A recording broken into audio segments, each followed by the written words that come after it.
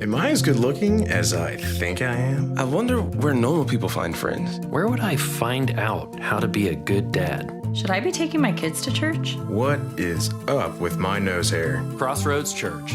Real people asking real questions.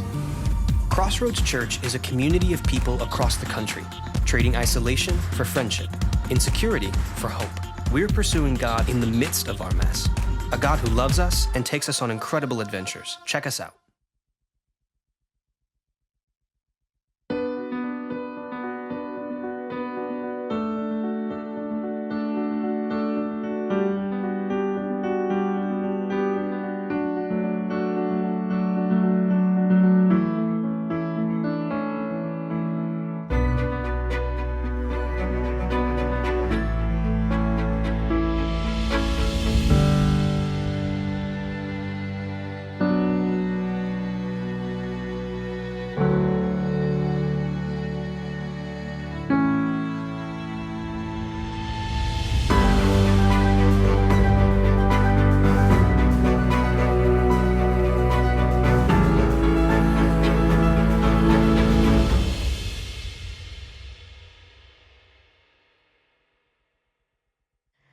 Well, welcome to Crossroads Church. That's right, we are a church. And so we celebrate Easter because Jesus did the most impossible thing ever in that he came back from the dead, revealing to us that all of the things that we believe are impossible actually might be possible. And so we're gonna celebrate Easter together on the weekend of April 21st. And we have some new service times, new streaming times for you at home or in that theater, in that coffee shop. And so we're gonna be streaming beginning at 8:30 a.m. on Easter Sunday, and we'll stream every hour and a half. So 8:30, 10 a.m., 11:30 a.m. Eastern Standard Time, and so forth. And so we would love to have you join us Easter weekend to take a look at what it might mean for God to make your impossible thing possible.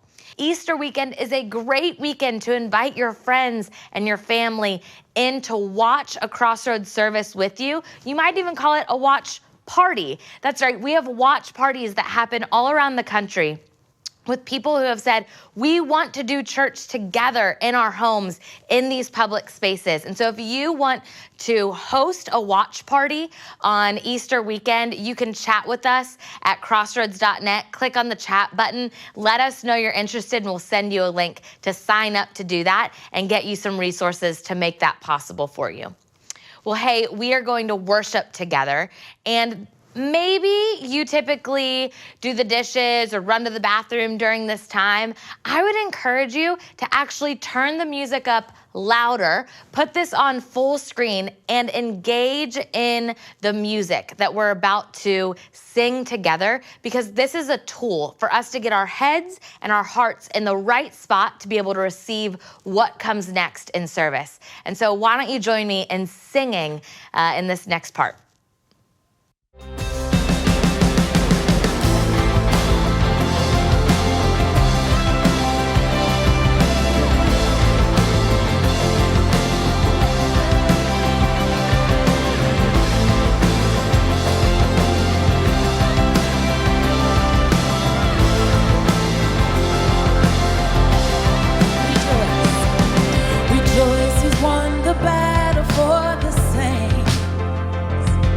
Rejoice because all heaven knows your name. Rejoice, the sin is powerless today. Sing hallelujah, what a Savior. Rejoice because he chose to make us kings. Rejoice because your life has been redeemed. Rejoice because he lives in you and me. Sing hallelujah, what a Savior. It is finished, it is done. Heaven's love poured out on us. Separated, now we're one. Sing hallelujah.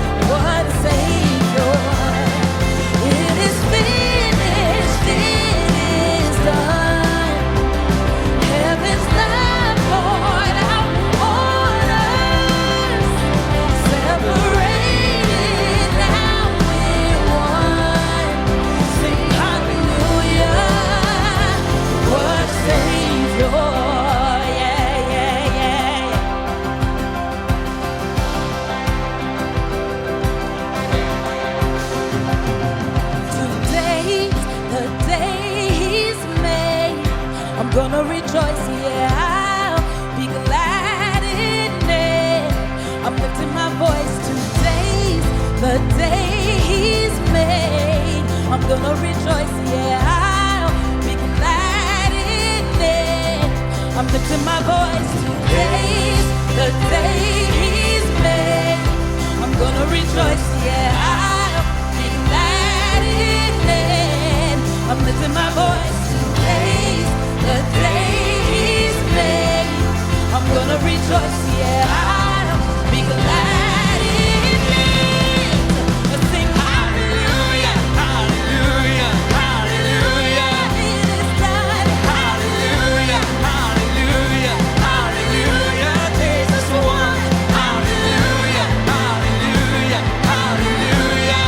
It is done. Hallelujah, hallelujah, hallelujah. It is finished. It is done. Heaven's light poured out on us. Separated, now we're one. Sing hallelujah. What a Savior. It is finished. It is done. Heaven's light poured out on us. Separated, now we're one. Sing hallelujah. What a Savior.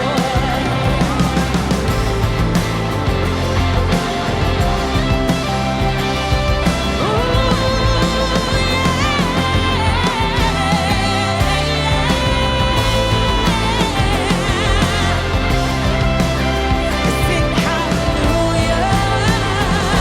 What a Savior.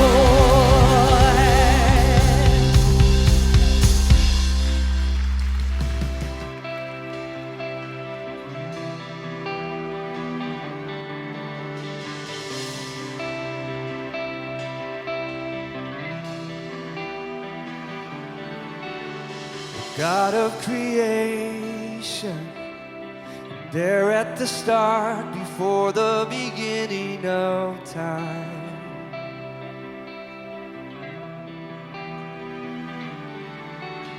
With no point of reference, you spoke to the dark and fleshed out the wonder of light. And as you speak, 100 billion galaxies are born. In the vapor of your breath, the planets form. If the stars were made to worship, so will I can see your heart in everything you've made. Every burning star, a signal fire of grace. If creation sings your praises, so will I. Yeah.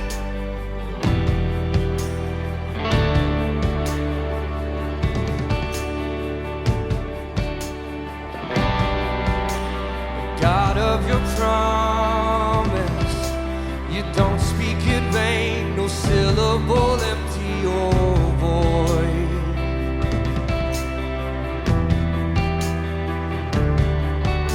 For once you have spoken, all nature and science follow the sound of your voice. Yeah. And as you speak, 100 billion creatures catch your breath, responding in pursuit of what you said. If it all reveals your nature, so will I can see your heart in everything you say. Every painted sky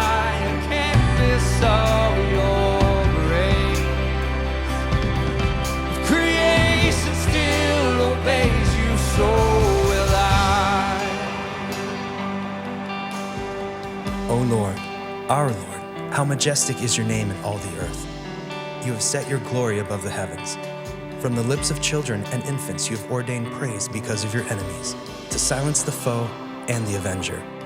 When I consider your heavens, the work of your fingers, the moon and the stars, which you have set in place. What is man that you are mindful of him, the Son of Man that you care for him? You made him a little lower than the heavenly beings and crowned him with glory and honor. You made him ruler over the works of your hands. You put everything under his feet, all flocks and herds, and the beasts of the field, the birds of the air and the fish of the sea, all that swim the paths of the seas. O Lord, our Lord, how majestic is your name in all the earth. The stars are made to worship, so will I. If the mountains bow in reverence, so will I. If the oceans roar your greatness, so will I. Yes, I will. For if everything exists to lift you high, so will I. If the wind blows where you send it, so will I. If the rocks cry out in silence, so will I. If the sun of all our praises still falls shine, we'll sing again 100 million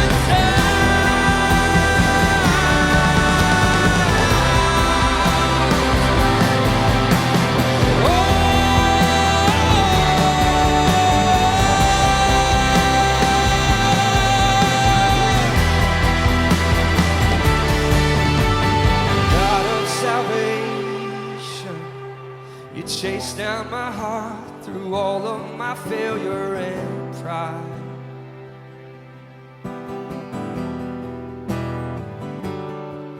On a hill you created, the light of the world, abandoned in darkness to die. And as you speak, 100 billion failures disappear. Yes, they do. Where you lost your life so I could find it here. Thank you, Lord. If you left the grave behind you, so will I. I can see your heart and everything you've done. Every part designed in a work of art, all love. If you gladly so surrender, so will I. I can see your heart in billion different ways. Every precious one, the child you died to save. If you gave your life to love them, so will I. Like you would again 100 billion times. But what measure could amount to your desire? You're the one who never leaves the one behind. Oh, like you would again 100 billion times. But what measure could amount to your desire? You're the one who never leaves the one behind. You're the one. You're the one who never leaves the one behind. Well, it was great worshiping with you, and singing together is one of the ways that we worship. Another way we worship, another way we ascribe worth to God is by being generous, because God asks us to be generous so that we're able to see and feel the impact of that. The Bible calls it fruit. And I believe that when we are generous, we truly see and feel the impact of our generosity through God. Now, I'm not talking about a free car showing up in your driveway or money in your mailbox, although that could happen. My husband and I, a couple years ago, decided to give up a car in order to be more generous. And within a week, he got an unexpected company vehicle. We felt and saw the impact of our generosity, the gifts that God gave us as a result of that. And so I would just encourage you, be generous, and you might just feel and see the impact of that in sweet, unexpected ways. So there's a guy in our community who just wants to say thank you to all of us generous givers. Hi, my name is Darren Benton, and I go to Crossroads. I came down to Cincinnati to study jazz drums at CCM, and I just lived the college lifestyle, drinking, smoking, and just partying all the time. In the fall of my sophomore year, I met the woman who's now my wife. 3 months after dating, we became pregnant. And so that brought a lot of shame to us. Halfway through the pregnancy, she decided she wanted to raise our child in a church. So she went on Yelp and found that Crossroads had extremely positive reviews. So we decided to try it. We came to Crossroads during the meeting of series, and they were talking about family. It was very comfortable to be anonymous in a church, being a couple who were teenagers being pregnant. We didn't feel cast out or judged because of our situation. We decided to keep coming back, and the things that kept me coming back was, as a music major, like the production value was super high. They did a push to join the music team. So I auditioned for the music team and started playing at Westside. I got to know Josh Surkamp, who is the Oakley drummer. He was just the best combination of grace and truth that I've ever met. He knew that me and my wife were living together out of wedlock, and he just encouraged us to move towards what Jesus wanted for us. Fast forward, summer of 2017, we got married. Our 2-year-old child was the ring bearer, and Josh Surkamp married us. I didn't think that I would ever go from jazz music to playing worship music at a church. So it was actually really freeing to me because I learned how to actually worship, and it just felt awesome that I could use the talents that God gave me to give back and help other people grow in worship. Before I came to Crossroads, I was lost, didn't know who I was, and just getting to know Jesus through this place, I feel like I'm living a more meaningful life. That's all made possible by your generous giving and making this place feel comfortable for all, and just being a come as you are just to meet Jesus. So thank you.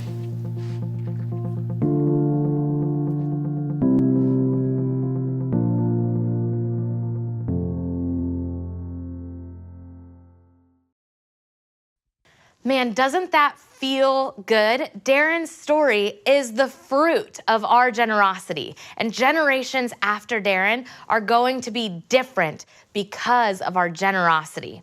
If you want to give and impact lives like Darren's, you can do that by going to crossroads.net/give and do a one-time gift or a recurring gift. And we're gonna jump into our brand new series today, Humanity.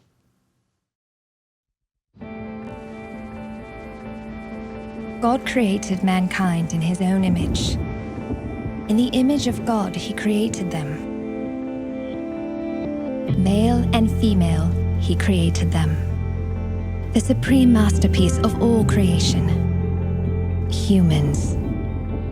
The untarnished breath of the eternal, in perfect balance with the motley dust of the earth. Living, breathing, brilliant icons of the unseen God.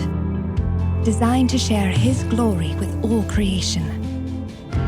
Explore with us what it means to be fully human.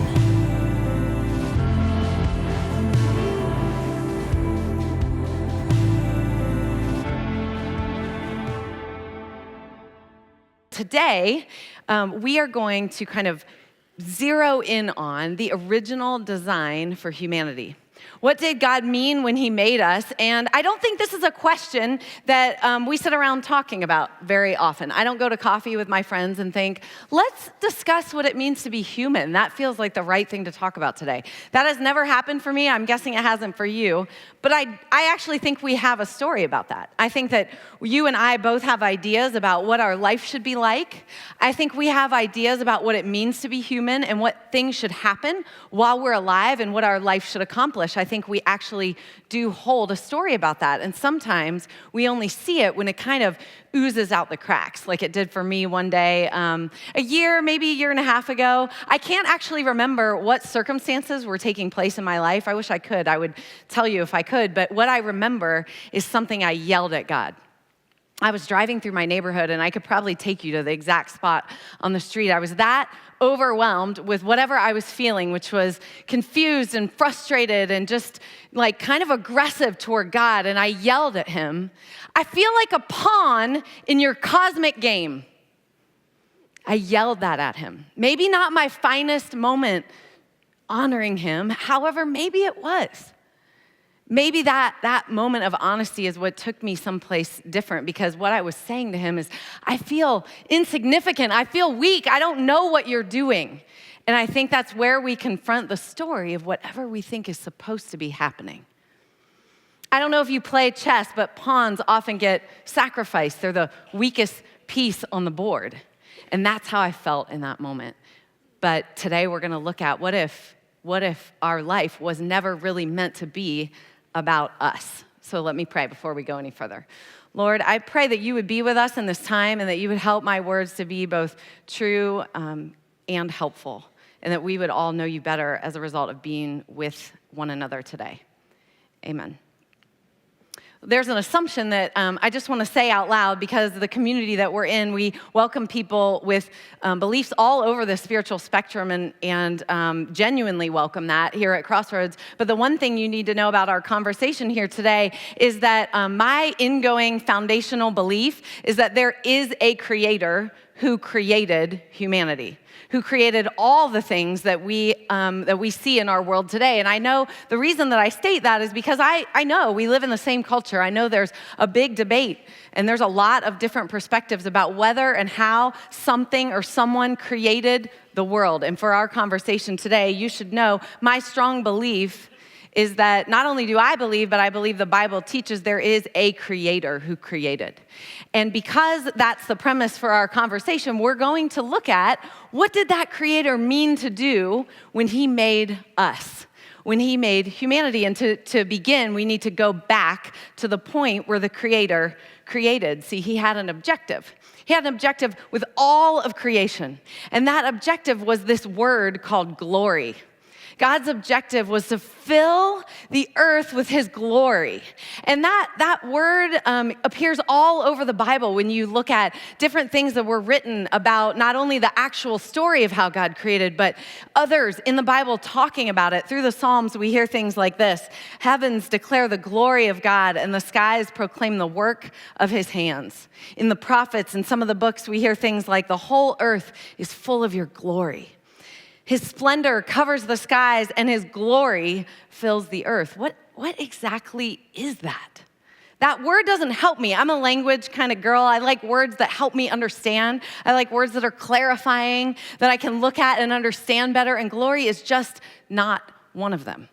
It's sort of purposely obtuse. It like combines all these different things about God and who he is and what we can see and know about him. And so the best I can come up with is that glory is something like the brilliance, the amazingness, the perfections of God put on display for all of us to see.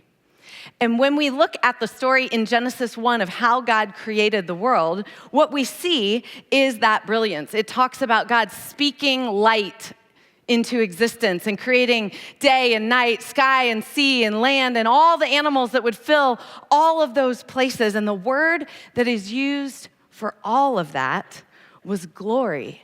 And it was something like this.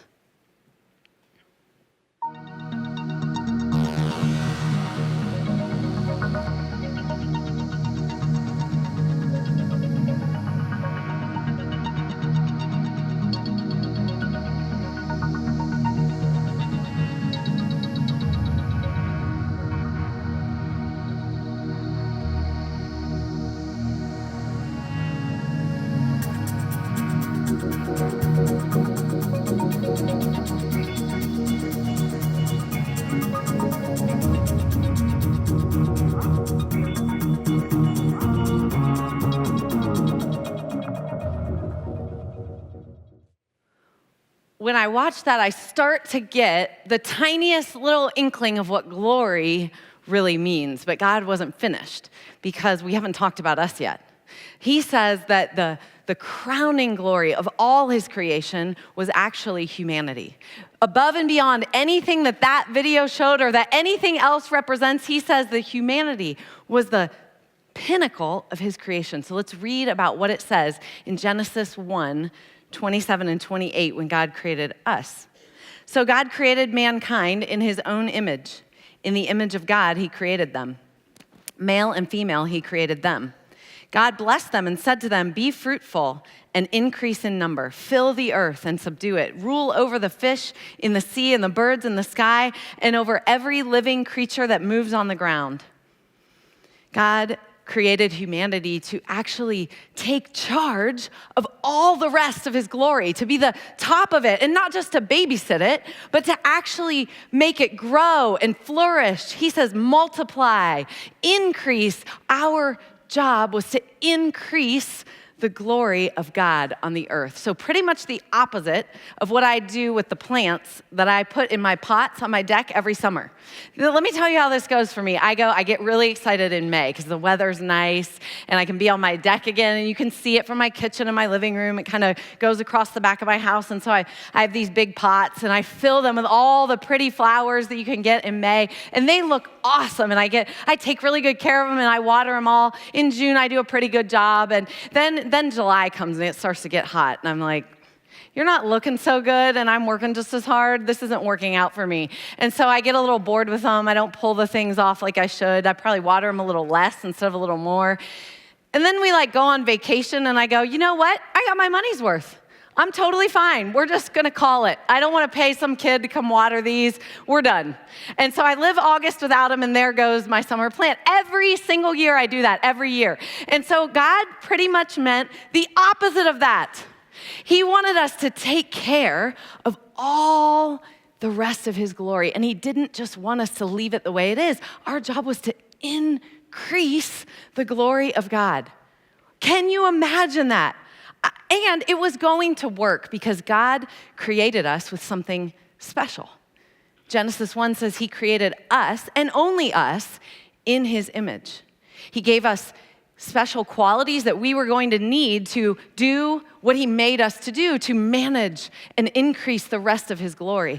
And he says, this is going to work because not only are you like me, but we're going to be in relationship with each other. So my joy is your joy, and my strength is your strength, and my wisdom and how to care for this is your wisdom, and my authority to do whatever needs to be done here is your authority. God created us with a very specific objective, and it was to increase his glory on the face of the earth. I can't really imagine what that would be like. It's really difficult now sitting here today because all we know is what came after. What came after was sin entered the world, and we're not going to tell that entire story, but the result of what that did was make our job basically impossible. It separated us in relationship with God, and it took away that special connection that would have allowed us to sort of do what he made us to do. And honestly, I watch that video, and I think climbing those mountains would be amazing, but I would probably die. And I really love those animals, but I would prefer they be behind a fence at the zoo. And I used to have this little vision in my head when I was a little girl. I would think, one day when I meet God, and I really did think this a lot, one day when I meet God, I wonder if we could swim in the ocean together. And honestly, when I go in the ocean, I just want to go in if it's clear because I want to see. I don't want anything to touch me because I really don't know what's in there. And this is how we feel about creation now. And it almost seems like a common experience, but it wasn't the way it was supposed to be.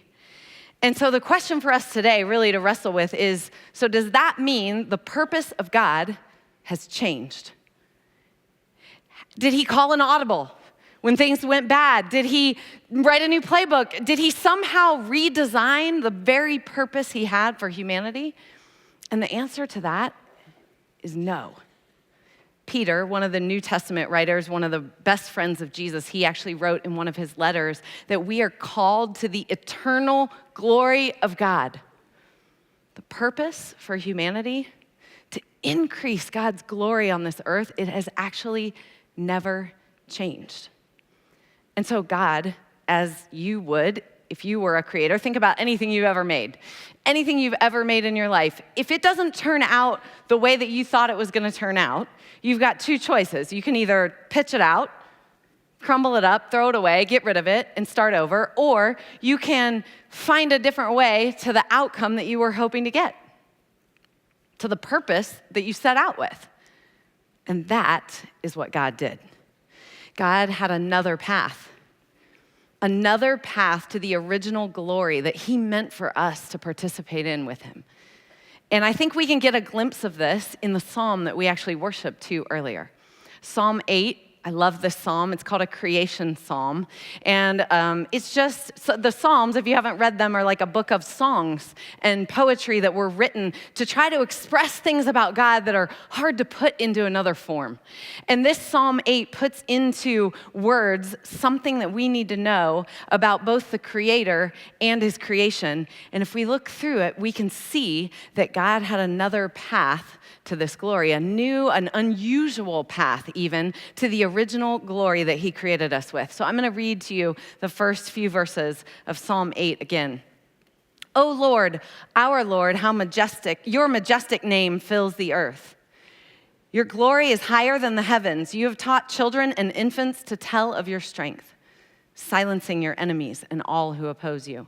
When I look at the night sky and see the work of your fingers, the moon and the stars that you set into place, what are mere mortals that you should think about them? Human beings that you should care for them. Yet you made them a little lower than God and crowned them with glory and honor. You gave them charge of everything you made.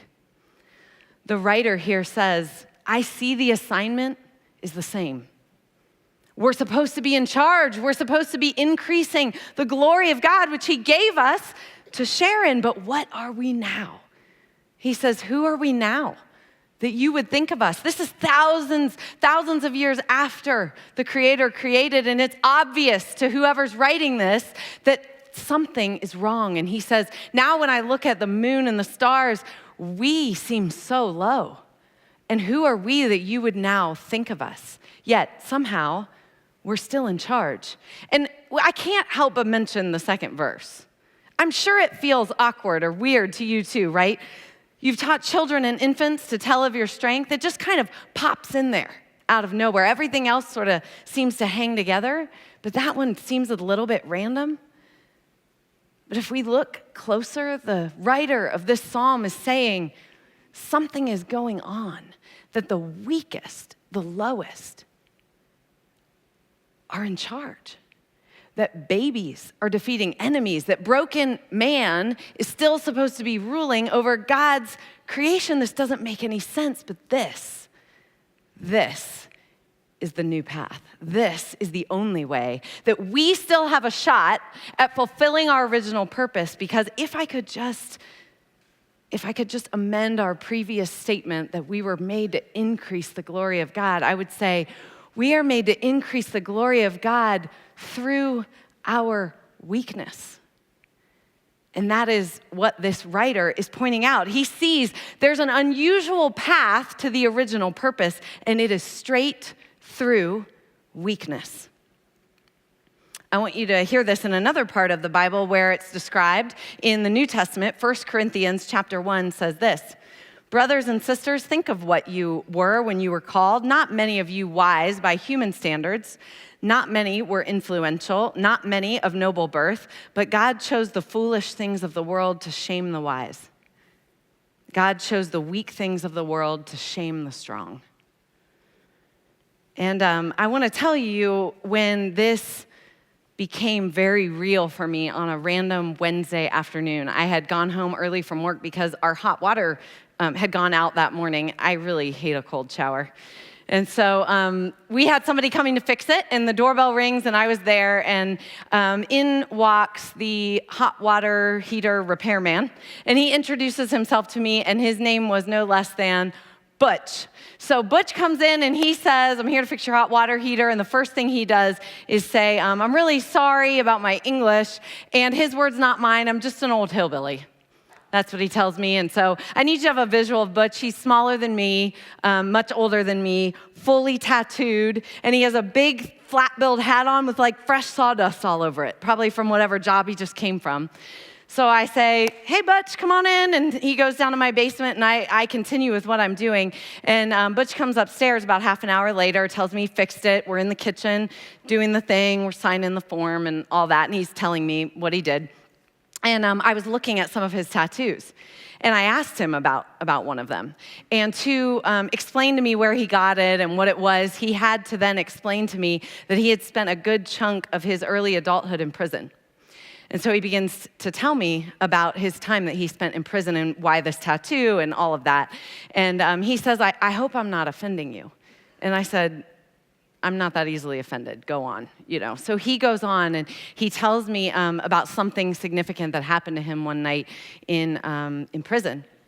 And he says, there was somebody who came into my cell. And he said, I'm pretty sure I was asleep, so I think I dreamed this, but it felt so real to me, I'm not totally sure. And he said, there was a man, and his name was Jesus. And he came to me one night, and he said, it's not too late to honor your father. And his eyes filled with tears, like right in my kitchen. And he said, told me about what kind of shame he felt that he had brought on his dad by going to prison. And he said, whoever knew to say that to me, I wanted to know more about him. And so he started telling me how he had little by little figured out who Jesus was and what that might mean for his life and tried the best way he knew how to follow him. And he also shared with me that he was like a master electrician. He had all kinds of skills with his hands, and he was there long enough that they would let him work on things at the prison. He knew how all of the alarm systems worked, and he kind of got a little smile on his face. And he knew how the automatic doors would operate. And he said one day somebody became concerned that maybe he knew a little too much. And then he stopped cold, and he said, I would never do anything like that. And he said, that would have dishonored my father. And by this time, I was like, who are you? And so I keep asking him questions, and he tells me when he gets out, and about one night when he rode out on his Harley, and his intention was to take his own life. And there, that guy named Jesus, he shows up again. And he ends up kind of singing this song about Jesus, and he sang me a line of this song that he sang that night on his Harley that he decided actually not to end his own life. And he starts to move toward the door. You do the thing where you're like, you move a foot and then you talk some more and then you move another foot and you talk some more, and that's what we'd been doing for like 20 minutes. So finally we're at the door and it's time for Butch to leave, and I'm going, this can't be over. Who are you? And so I say, all I can think to say to him is, would you pray for me? He has no idea who I am, doesn't even know my name.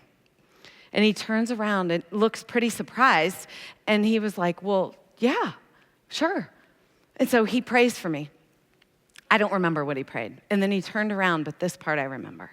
He turned back around right as he was stepping out the door, and he put his hand on my forehead, like kind of forcefully but fatherly, and he grabs my head and he says, Lord, use her words to bring other people to you. And I was totally stunned by this. And he goes, well, have a great day. That's going to be working out for you. And he closes the door and leaves, and I'm just standing there. I'm standing there going like, I think God was here. I'm pretty sure he was, actually. And I was stunned, and all I heard was in my ear, this little whisper. It was actually inside me, not audible or anything, but all I kept thinking was, good job not missing it. Good job not missing it. And I thought this over and over. If I had been like a minute busier and not asked him the question that I was curious about, or just a little bit snobbier, I would have missed it. I would have missed the glory of God, not only uncovering it, but actually getting to touch it, actually getting to have some of it. And guys, this is what God does with his glory. This is the new path. This is the way that he does it. He wraps it up in all the brokenness. He wraps it up in some old tattooed hillbilly, and he sends it into your house. That's what he does. It's unbelievable. And the reason that Butch stood there in the glory of God was because he was weak, but because he met Jesus. Jesus is the guy that turns weakness into glory. That's what he does. He came as a baby. He came as the weakest of weak, and he lived a human life full of weakness, full of the need to sleep, the need to eat, the feelings of rejection, the feelings of temptation. In any way that you feel weak, he felt weak, except for one. He had a connection with his Father that you and I were never able to have. We could never have without him. And when he faced the ultimate weakness, death, not just death, but a shameful death, he did not dishonor his Father. He went to that grave, and we call that, for some weird reason, the path to glory. We say that through the cross was his path to glory. And then 3 days later, when he comes up out of the grave alive again, we call the resurrection his glorification. Because that was the moment. That was the moment that he beat the ultimate weakness, and he is the only guy that can ever do this. He turns all of our weakness into glory for God. That's why I didn't want Butch to leave my house. That's why when he walked out the door, I was like, come back. I want some of whatever you have. I need to have more of that, because it was the glory of God. Humanity is still about increasing the glory of God. He just does it a different way. He does it like he did it with Butch. He does it straight through our weakness. And if we want to live a life that feels right to us, that feels like a satisfying human existence where we don't have these feelings of like, what am I doing here? And what is God doing? And what's the point of all this anyway? Then we have to learn what I would call a new way to run. I love to run. And lately, I haven't been able to. I've been experiencing quite a few injuries, and I actually went to this guy a while back, and he was like a stride specialist, and he watched my stride when I run, because I kept getting hurt down my left side, my hip, my knee, my foot. It was always seemed to be on my left side, and he goes, yeah, you're gonna have to learn a new way to run. And I was like, a new way to run? Don't you just run how you run? And he was like, you can run how you run, but you're gonna keep getting hurt how you're getting hurt. So you need to learn a new way to run. And so it was so bizarre. I understand from some of you that play golf, it's like somebody changing your golf swing. Like you just swing how you swing, but no, you don't. You can change it. And we have to learn a new way to run. And the good news for us is that weakness is the perfect place to be. I said that I had gotten hurt lately, and for me, lately, weakness has looked very physical. In the last year, I have fractured my heel, I've punctured a lung, I've broken a rib, I've had a shoulder rotator cuff injury, I'm still struggling with severe tendonitis in my right elbow. I've had all kinds of physical weakness, and I wonder what yours is. Maybe you just have a job that takes it all out of you, and you come home, and you just have nothing left, and you feel weak in that way. You just don't have anything, any capacity left after your job. Maybe you're dealing with some situation that leaves you emotionally exhausted, and it's been going on a long, long time, and you're just over it. And that feels like weakness to you. Or maybe you're dealing with a sickness or an injury like I am, or maybe your plans for something, maybe long-term plans have just gotten canceled or thwarted or delayed for the 5th time or the 10th time, whatever kind of weakness you're facing. I know what the world is telling you. The world says, cover it up. Don't tell anyone about that. Just put your best foot forward. Project strength. Just display your strengths and don't worry about your weaknesses. And also, be ashamed of that. Be ashamed of that. And God instead invites us to consider a new way to run.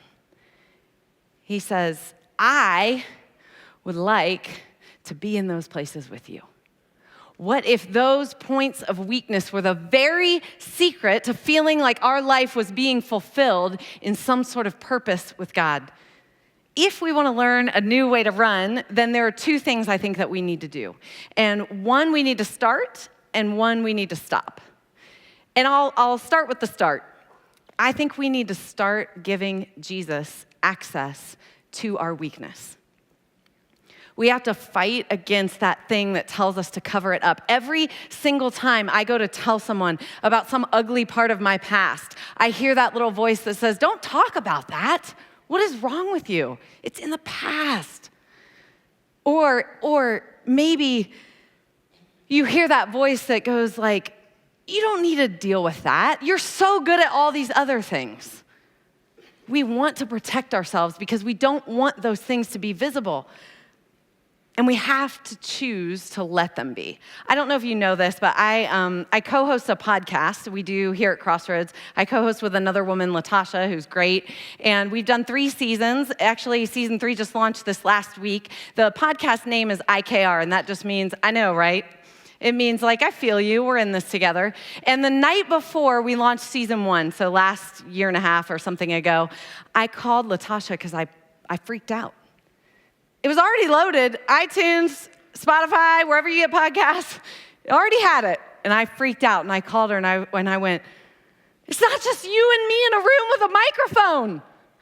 Like, thousands of people are about to hear this, because episode 0 was us telling our story and going like, here's kind of who we are.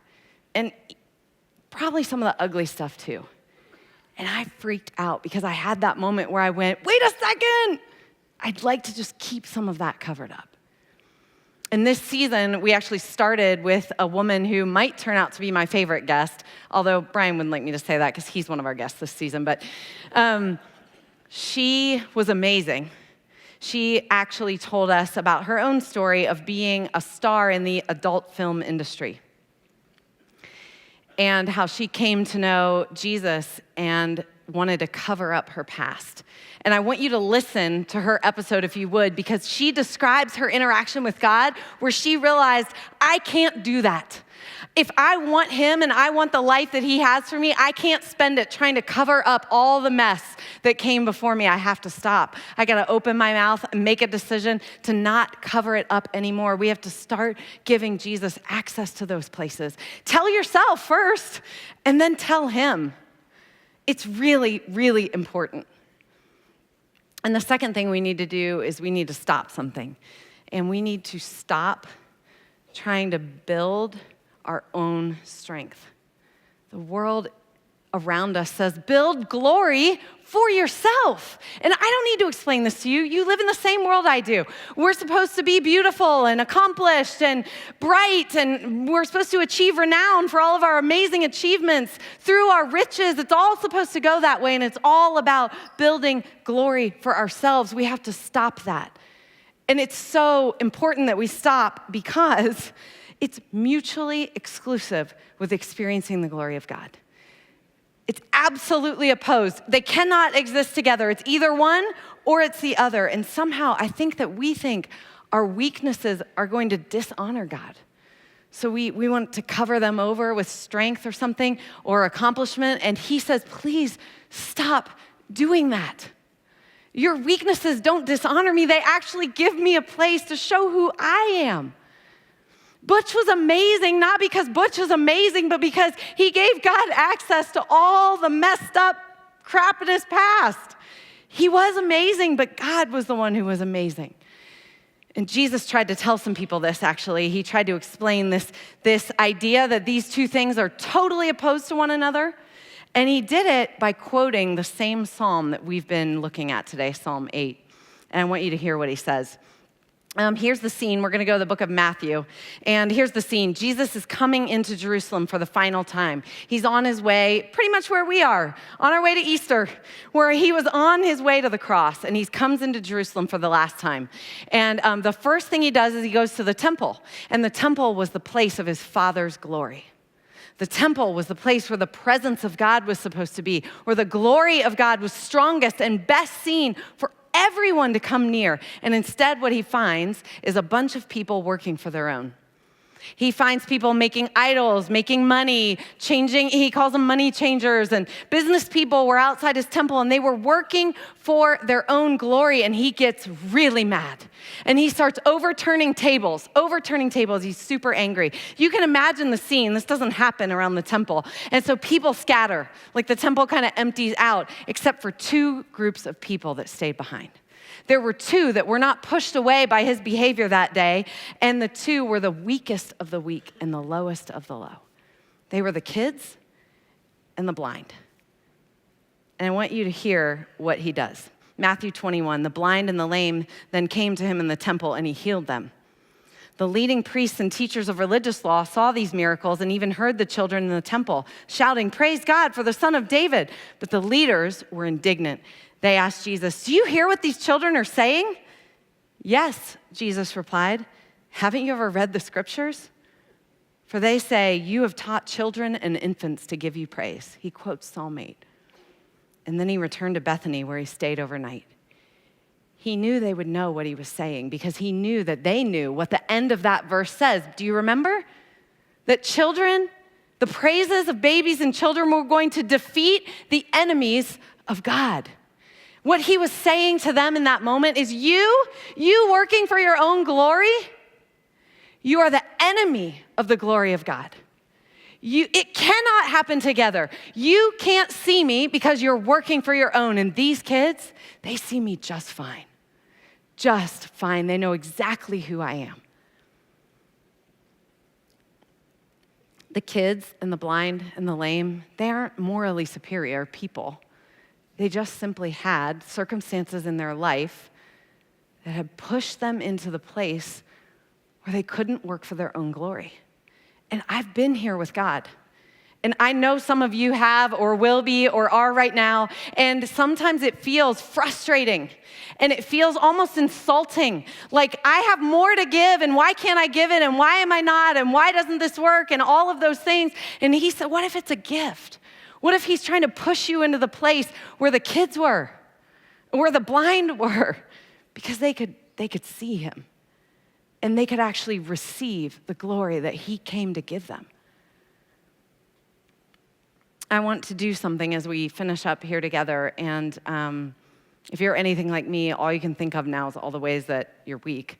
They keep running through my head as we're talking. I could get off on all rabbit trails if I had time. But I think the reason that I remembered the moment in my car and that it stuck with me is because it felt like a moment where I yelled at God about my weakness, where I finally was able to kind of push through and go, I'm weak and I don't get it and I'm frustrated with you. What are you doing? And any moment where we can push through into that kind of honesty with God and admit the place that we're weak and the thing we don't know, I think that's when things start to shift, because that's where the glory of God starts to creep in to our life. So if you today are feeling like you can identify any place of weakness in your life, I just want you to bow your head with me. And if you are really ready to be honest with God about this and maybe to stop covering it up with strength, then I just want you to look up at me. And for those of you that are looking up, there's going to be a prayer on the screen, and I want you to repeat after me and just pray this really simple prayer. Jesus, I am weak. I want you and your glory in this place. I'm willing to let you clear anything in the way. Please do this so I can live the life you made me for. Amen.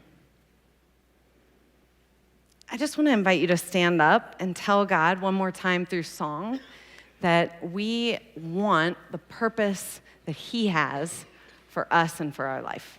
Thank you.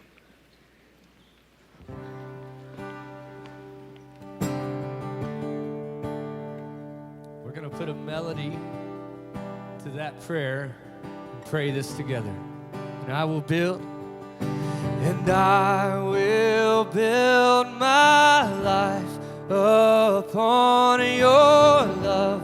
It is a firm foundation, and I will put my trust in you alone, and I will not be shaken, and I will build my life upon your love. It is a firm foundation, and I will put my trust in you alone, and I will not be shaken. Holy, oh, there is no one like you, and there is none beside you. And open up my eyes in wonder and show me who you are, and fill me with your heart, and lead me in your love to those around me. And holy, there is no one like you, and there is none beside you. Open up my eyes in wonder and show me who you are, and fill me with your heart, and lead me in your love to those around me. Thanks for connecting with us today. We would love to connect with you. If you go to crossroads.net and click on the chat box, we're here to pray for you, to help you get connected to the church, and to help you get connected to other people. So check that out, and I hope you have a great week. We'll see you next week for week 2 of Humanity.